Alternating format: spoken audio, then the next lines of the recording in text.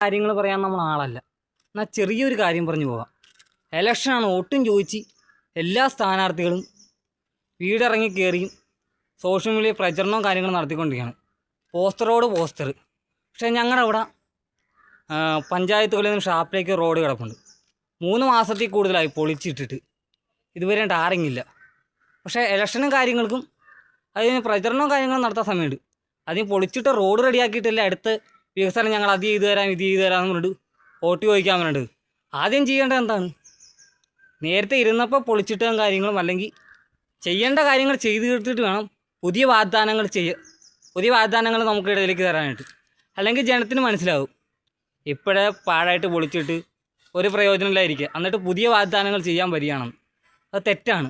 ആദ്യം അത് ചെയ്ത് റെഡിയാക്കിയിട്ട് വന്ന് വേണം അടുത്ത വോട്ട് ചോദിക്കാനായിട്ട്.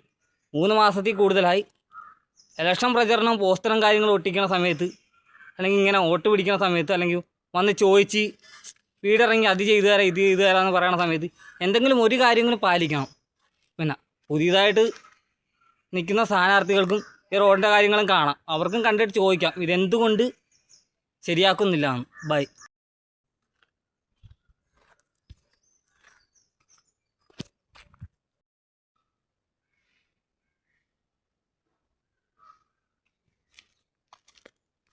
പഞ്ചായത്താണേ മാറ്റങ്ങൾ ഒരിക്കലും വരത്തില്ലെന്നറിയാം.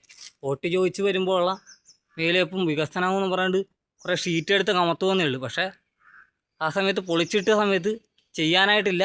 പുതിയതായിട്ട് വരുന്ന ഇലക്ഷൻ നിൽക്കുന്ന മെമ്പർമാരുടെ പോസ്റ്ററുകളും കാര്യങ്ങളും അവർക്ക് ചോദ്യം ചെയ്യാനും പറ്റത്തില്ല. ചോദ്യം ചെയ്യാതെ അല്ലെങ്കിൽ ചോദ്യം ചെയ്യണില്ല, എന്തുകൊണ്ടാണ് നേരത്തെ മെമ്പർ ഇത് പൊളിച്ചിട്ടിട്ട് ചെയ്യാത്തത്, ടാറിങ് ചെയ്യാത്തതെന്ന് ചോദിക്കാൻ പുതിയതായിട്ട് നിൽക്കുന്ന മെമ്പർമാർക്കും ഒരു ചൂണും ചോടയില്ല.